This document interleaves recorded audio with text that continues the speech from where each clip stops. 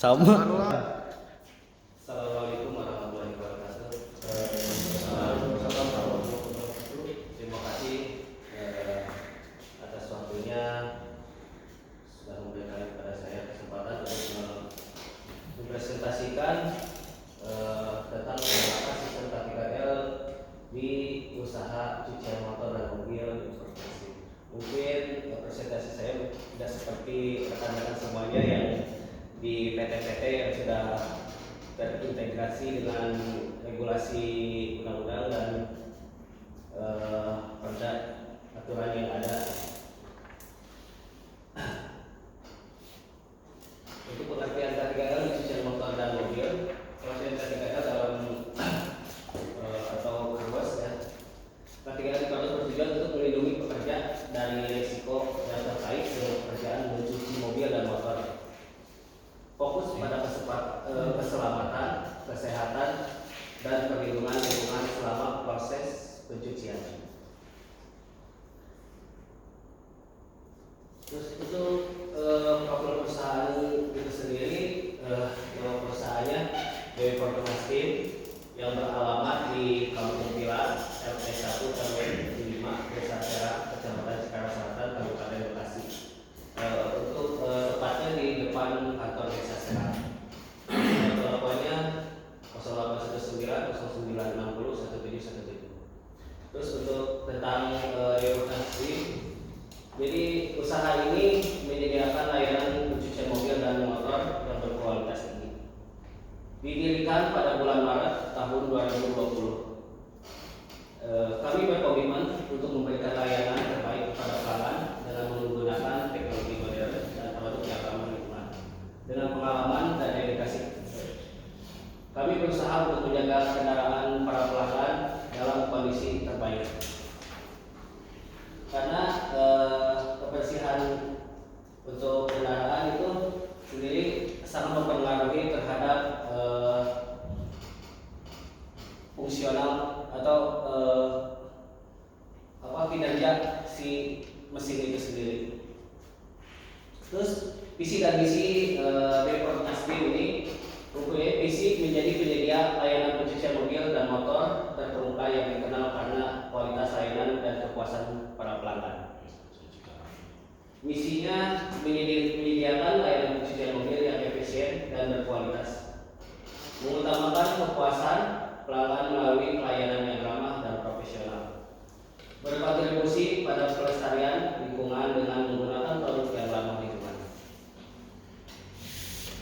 Terus komitmen K3L ini, kami dari Perkenas Tim berkomitmen untuk menyediakan lingkungan kerja yang aman dan sehat bagi semua karyawan. Saya memastikan bahwa semua karyawan dilatih untuk bekerja dengan aman dan menggunakan alat pelindung diri yang sesuai dengan lapangan serta sesuai dengan regulasi dan standar K3L yang berlaku di Indonesia. Penerapan APD ini di Perkenas Tim ini kami hanya menerapkan APD seadanya gitu ya, seperti sarung tangan dan apapun, karena itu yang paling utama untuk alat pelindung diri di si operator itu sendiri. Sarung tangan ini mempunyai fungsi melindungi tangan dari bahan kimia, air, dan benda tajam selama bekerja. Benda tajam di sini sangat ini ya, diikuti kendaraan motor sangat banyak dan sangat kecil gitu. Jadi tidak terlihat, kadang tidak disengaja langsung tiba-tiba udah kering, tangan terasa kering gitu. Terus dari sarung tangan yang digunakan ini kami menggunakan dua sarung tangan di double layer. Ada karet yang utama dan bahan dari kain untuk perlindungan yang optimal. Penerapannya digunakan saat menangani cairan pembersih, mencuci kendaraan, atau menyentuh bagian kendaraan yang kotor. Karena dalam sela-sela motor itu banyak benda-benda yang seperti kawat yang lumayan tajam yang nggak kelihatan, tiba-tiba tangan berdarah aja. Terus untuk sepatu bot Sepatu bot ini mempunyai fungsi untuk melindungi kaki dari cairan kimia, permukaan licin, dan benda tajam di area kerja. Jenis yang digunakan sepatu bot ini tahan air dengan sol anti-slip untuk mencegah tergelincir. Penerapannya wajib dipakai untuk seluruh pekerja selama bekerja di area cuci kendaraan untuk keamanan. Terkadang sepatu bot ini selalu diabaikan oleh para karyawannya karena sebenarnya ini sangat penting untuk para karyawan karena akan berakibat seperti ini.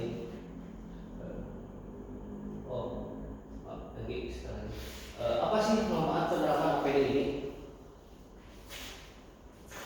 Manfaat dari penerapan APD ini satu, untuk mengurangi risiko cedera, dan yang untuk meningkatkan produktivitas karena pekerja merasa aman. Terus yang terakhir, serta memberikan layanan yang profesional terhadap customer atau pelanggan. Nah, ini salah satu contoh APD yang sebelah sini sesuai dengan yang saya terapkan sesuai SOP, sarung tangan dari karet, dari kain, serta sepatu bot. Dan yang sebelah kanan saya, nah ini yang tidak tepat, tidak sesuai dengan SOP yang saya terapkan. Nah, ini salah satu potensi bahaya dari pengabaian terhadap APD itu tersebut. Mohon maaf untuk sedikit agak jorok ya. Oke, ini dan ketika tidak menggunakan sepatu bot, salah satunya ini kena kutu air yang rasanya itu sangat perih dan gatal gitu ya. Kalau bahkan ada yang sampai lebih parah lagi dari ini. Nah, terus dari tangan kalau orangnya kulitnya sensitif terhadap bahan kimia akan panas, terus dan ini luka karena dari si benda tajam itu sendiri. Terus dan ini contoh kecelakaan yang dapat ini di kami juga sempat terjadi, dan ini jadi kami menerapkan juga K3-nya itu untuk pelanggan juga. Jadi sebenarnya ini pelanggan terhadap si customernya. Yang satu, karena si motornya itu motornya itu dimodif dengan menggunakan si besi-besi lagi, dan si pekerjanya juga mungkin lupa dia udah di belakangnya ada tambahan besi. Ketika dia mengelap upaya terbentur ke atas dan si motornya terlepas dari standar dan jatuh. Nah, ini salah satu contoh dari motor yang sering terjadi. Dan yang kedua, dari ini satu si pengguna mobilnya baru belajar. Jadi ketika baru belajar, dan ini wanita, ketika kami arahkan untuk masuk, ya mungkin sedikit grogi, dan kemudian di sini ada pekerja yang lagi mencuci, ya sedikit tertabrak juga karena grogi. Harusnya dia minyak rem, malah minyak gas karena metik juga. Nah, yang ketiga sama ini mobil metik juga, dia si pengemudinya buru-buru turun angkat handrem, tapi posisinya masih di posisi D. Jadi tidak dinetralkan dulu. Lalu pas ketika ini langsung dia buru-buru mau membuka kap mobil depan karena katanya pengen sekalian dicuci untuk area mesin, tapi dia lupa untuk jadi kami juga menerapkan sistem K3-nya bukan hanya untuk karyawan, juga untuk customer gitu.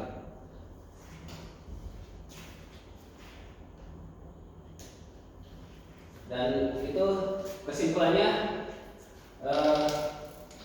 kami melindungi karyawan, tapi karyawan ini memastikan keselamatan dan kesehatan pekerja untuk mengurangi risiko kecelakaan kerja dan keberlanjutan lingkungan. Penerapan prosedur pengelolaan limbah yang tepat membantu menjaga lingkungan sekitar dan meningkatkan produktivitas lingkungan kerja yang aman dan sehat, meningkatkan keamanan dan efisien bekerja.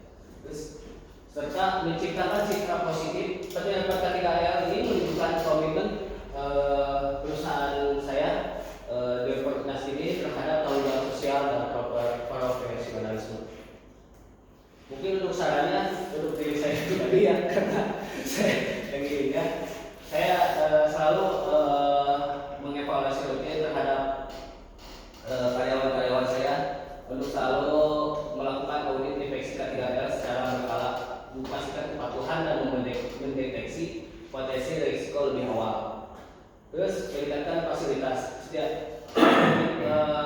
berikan fasilitas pendukung seperti alat pelindung diri tambahan dan ruang ganti bersih dan sistem pembuangan limbah yang lebih efektif. Terus pelatihan berkala, saya berusaha untuk memberi edukasi ya tentang K3R ini, tentang keselamatan terhadap karyawan saya supaya dia bekerja dengan aman, sehat, serta teknologi yang ramah lingkungan. Dan saya menggunakan teknologi yang lebih hemat air dan ramah lingkungan untuk mengurangi dampak operasional terhadap sekitar seperti kebisingan. Karena saya menggunakan dinamo supaya tidak dan ada ruangan khusus. Baterainya habis kayaknya. Apa sih ini baterainya? Nah ini dokumentasi di lapangan. Satu yang menggunakan APD lengkap. APD lengkap ini ya seperti tadi saya menyediakan semua perlengkapan kesehatan. P3K juga ada, cuma lupa saya tidak foto. P3K yang standar serta obat-obatan. Karena ini berhubungan dengan air juga, pasti gampang meriang. Tadi depannya warung ya. Terus ini juga tekanan air juga sangat mempengaruhi terhadap ini ya, terhadap tangan. Terus ini bahaya kimia yang tidak menggunakan sarung tangan, serta ini bahaya fisik karena kecapean. Ayo terapkan K3R adalah investasi jangka panjang untuk bisnis. Komitmen terhadap keselamatan dan kesehatan adalah bagian dari pelayanan terbaik. Dari saya terima kasih, semoga bermanfaat. Baik,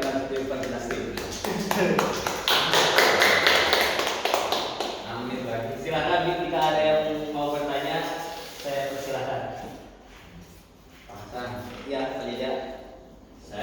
Setahu saya informasinya, mohon maaf sebelum dijawab, ini kan usaha pribadi ya. Iya, betul. Berarti dan saya juga tahu bahwa Pak Hasan ini dibolas dari perusahaan Jepang yang terletak di Jepang yang mempunyai istilahnya K3 yang sangat ketat ya. Iya. Nah, yang ingin saya tanyakan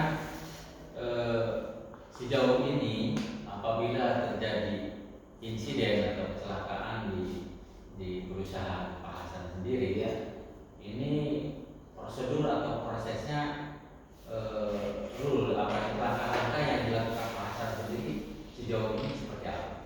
Jadi lurusnya aturannya. Jadi saya langsung menanganinya langsung Pak Jaja karena saya standby di lokasi juga karena karena yang paling seringnya itu insidennya yaitu kena kutu air dan tangan luka. Jadi langsung saya arahkan, silakan pakai aja ini P3K. Kalau kena kutu air silakan. Kecuali kalau ada insiden jatuh motor atau yang mobil itu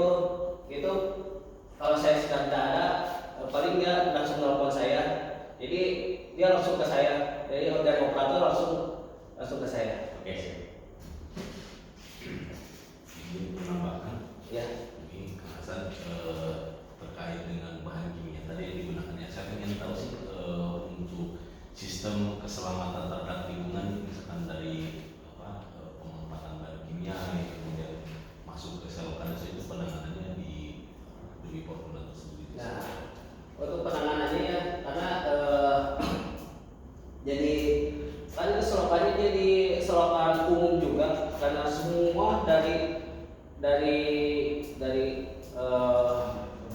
rumah tangga, dari pokoknya segala aja itu masuk ke situ. Tapi kami tidak langsung ke itu ya, tidak langsung ke selokan. Jadi ada sebuah serapan dulu yang saya terapkan. Jadi ada sebuah serapan.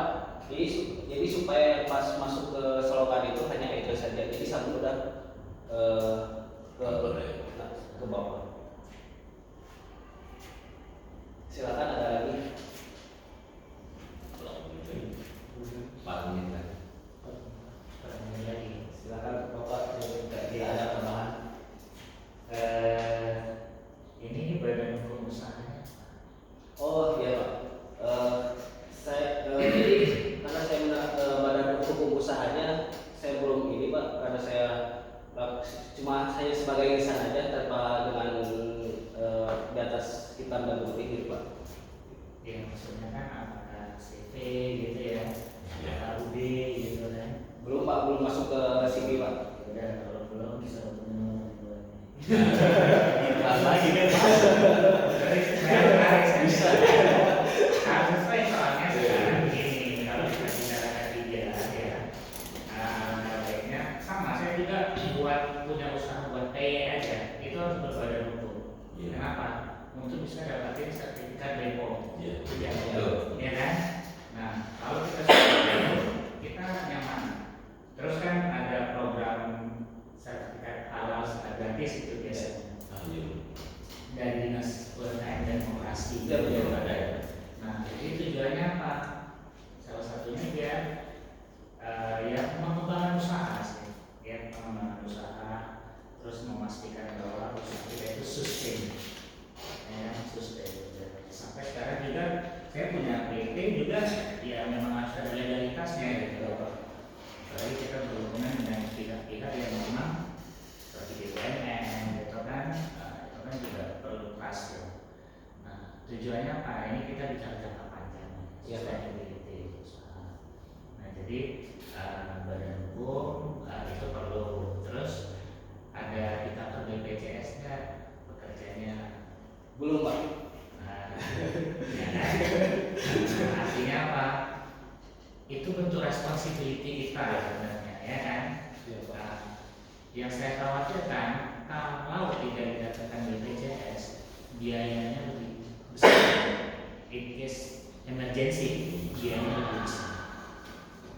Kita nggak usah lah pakai asuransi yang katakanlah merek A, B, C itu nggak usah. BPJS saja menurut saya sudah cukup. Ya, BPJS tenaga kesehatan aja nggak usah tenaga kerjaan. Yang murah iurannya itu, ya kan? Itu udah kelas 3. Nah, yang kelas 3 aja udah cukup, ya kan? Nah, terus ini kan sebenarnya perusahaan Hasan ya. Jadi setidaknya informasi model ya, brandnya ya, brandnya. Nah, idealnya kan data yang didapat itu lebih banyak ya. Saya sih mengusulkan saja sebelum bekerja seperti apa pilihan baik ketika bekerja dan setelah proses itu, terus berapa orang, jumlah pekerjanya, ya kan? Ya kan? Nah itu mungkin nanti bisa dimasukkan pada bagian revisi ya. Terus kan ada penggunaan sarung tangan, foto aja sarung tangan jenis apa yang digunakan, bahan kimianya apa saja yang perlu penanganan khusus, ya kan? Dan 10 detik lah. ya kan? Nah itu mungkin lebih ke beberapa masukan saja. Siapa? Ya. Saya tutup ya. Cukup. Saya ucapkan terima kasih atas perhatiannya, atas waktunya. Mudah-mudahan ada manfaat dari apa yang saya paparkan. Dan saya cukup sekian. Assalamualaikum warahmatullahi wabarakatuh. Wassalamualaikum